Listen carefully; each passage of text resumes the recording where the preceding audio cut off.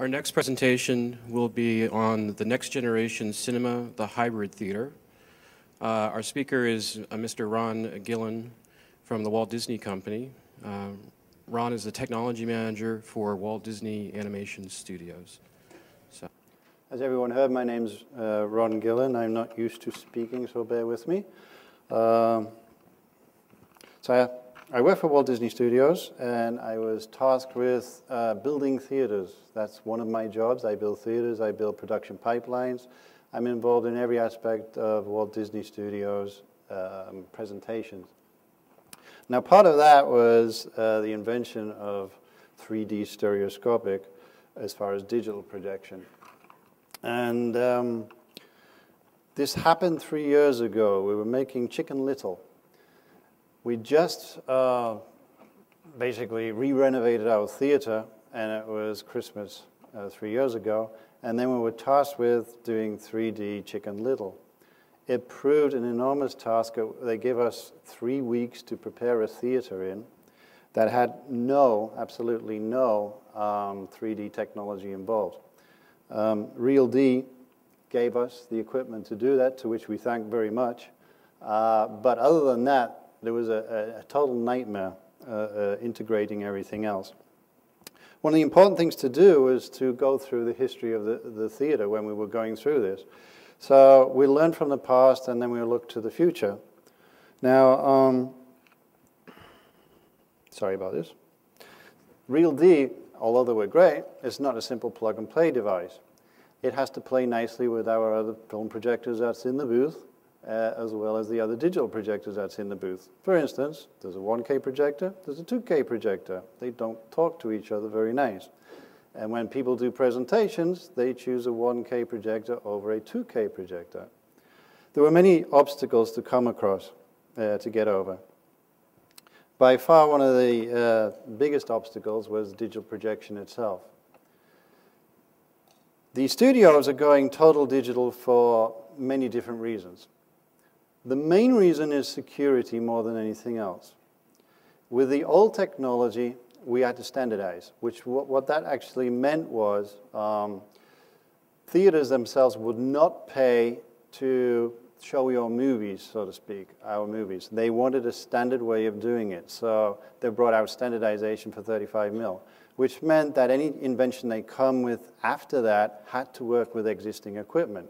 CinemaScope lenses would fit on existing 35 millimeter film projectors, et cetera, et cetera, et cetera.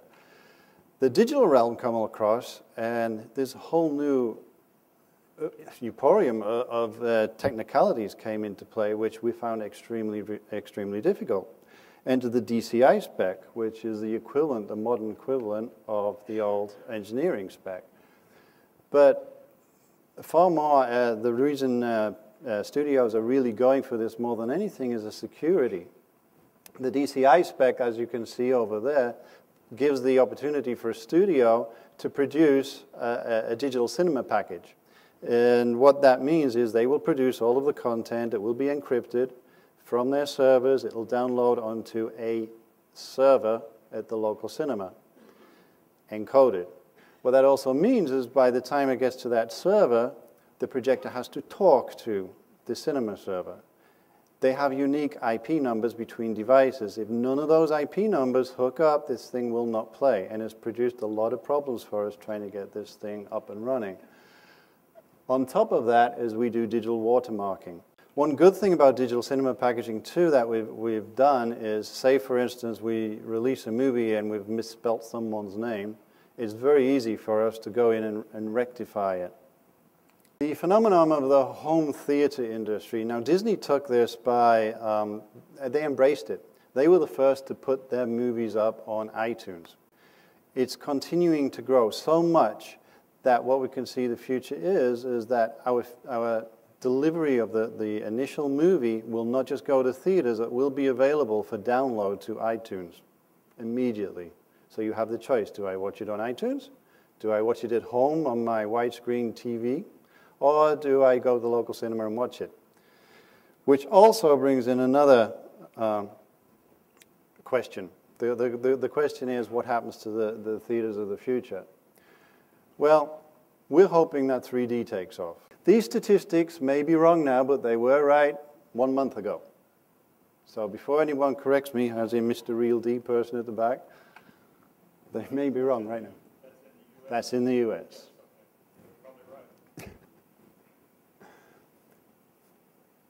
Now, the slides more or less speak for themselves, so I will go on. Now, the 3D artists that we have currently at Disney, amongst them, Phil McNally used to be at Disney. He's since gone to DreamWorks. But we experimented with the 3D window, trying to get people away from the pukey effect of watching 3D movies. And it doesn't work for me because I'm everyone's worst nightmare for 3D movies. I will puke. So I'm a good test bed if anybody wants to try me. But the animators are trying really hard to try and get this going. Modern stadium seatings in the theaters. Let's get back to theater building, which is what I do. I was tasked with building 3 theaters.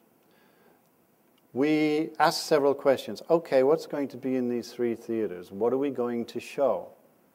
We're going to show standard 35 millimeter because that will not die whether we wanted to or not. We're going to show it. We're going to show 2D and we're going to show 3D. Some of the projectors that first came out, which was the Christie CP200, we had nothing with problems with because there was no zoom lens on the thing. It was built for a standard theater and we were severely limited to what we could do. That's why we had 2 projectors. So it's important for us to look at exactly what we want those theaters to do. And at the same time, it's important for you guys and everyone out there to realize what's going to happen to the cinemas of the future. I mean, are we going to show 35 mil or are we going to show 3D? We're on the birth of a new generation of theaters out there. It is a unique opportunity. Once we start downloading to people's HD monitors at home, what happens? We're going to have to draw the audiences in somehow, and the only way we can do that is think of unique ways to do that. Amongst them is 3D. Hannah Montana was released in theaters. So there's other movies that Disney's coming out with. We've got a full roll of movies. I've also been tasked with coming up with some way to do 3D editing. I haven't figured out how to do that yet. We're working with Avid, we're working with many other people. I understand there's many different technologies available, but editors are editors. They love working with one tool, that's an Avid, so we have to figure out a way to make an Avid work. There's no way to view this while editing in real time.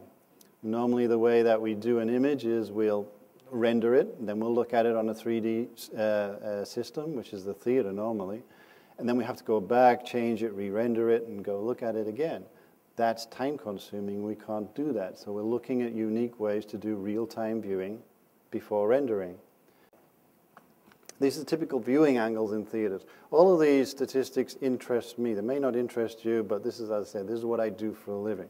This is a unique seating situation that I came up with. One is for 3D, as in the blue, and the other one is for 2D. That way you could standardize theaters, regular theaters these days, the short, fat ones, and you could colorize the seating so everyone knows the best seating patterns to sit in for 3D viewing. 45-degree angle for CinemaScope. This is boring details, so I'll just let it play. But we have to take a lot into effect when we look into making a theater. The walls, they emit light, they reflect onto a screen. Entrances and exits, the rigging, seating, etc., they just go on and on. I'm a little bit selfish here. This is production related. Something like a retractable staging needs to happen. A stage in front of a screen produces acoustics that nobody really wants, so we have to do something about that. We have a retractable desk for where the director would sit. And at the back there's a CPU area where we would normally do our AV. There are issues, as I say. There is 3D stereoscopic with the Real D system, and unfortunately it lowers the light. This doesn't help some when we use the same projector for regular 2D viewing. And we're having to make 3, 4, 5, so upwards of 5 channels on the digital projection system to allow us to view both images. Also, it doesn't help us when we have to change between the images. But now I understand that there is was a double light system or something that he said? screen gain. I won't bore you. This is with a flat screen. The images actually reflect onto the sides of the walls of the theater, and we're looking into that as opposed to a curved screen. We're looking at screen tilts, and the actions that happen when you have it incorrectly put your projector the wrong way, causes keystoning. This is, I call it the Gillen screen. In our present theater, there is no room, there is no fly space. Now, you need a silver screen, you need a white screen.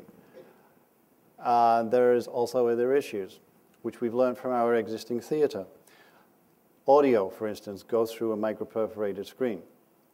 Now, if we have a static screen, which is what we have in our present theater, okay, the audio doesn't go through the micro-perfs very well. So what we had to do was put a 3D screen down in front of it, which, as you can imagine, made the audio sound muffled, so we need 2 EQs for that. Hence this screen. I'm flicking through now because I have 2.5 minutes. Masking is another thing.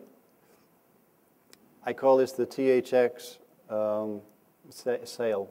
This is just specifications that THX come up with that we must go through when we're building our cinemas. The theater that you see is an actual design that we did for the new environment. This is a uni booth. Now, this would save all companies a lot of money. It's very, one projectionist can operate a multiple of theaters using this system.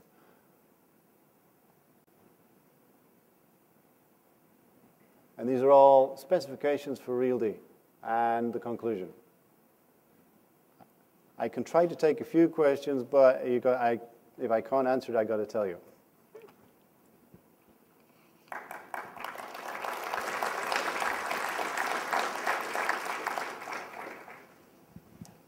Okay, questions? Everybody just hold on, I'll walk over here.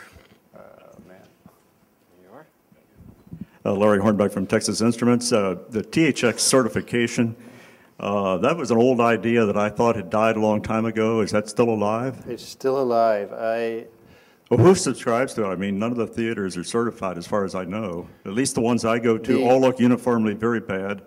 Right. You know, the production environment, they insist on having that stereo, the Dolby experience. It's a nightmare for me because I have to fulfill it. But I've gone to not every single theater, but I've gone to quite a few theaters out there to see what's in those theaters. We try to go beyond THX certification in what we do anyway. And then THX want us to do double walls and things like that, and then gaps between walls. And in reality, you can't do it in the regular playhouses. Jake Kuykendall from Boston. Does Disney have a strategy for getting the stereo 3D into the home DVD market? Yes.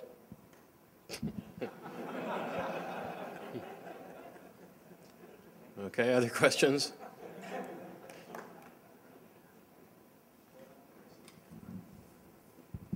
What would be the strategy?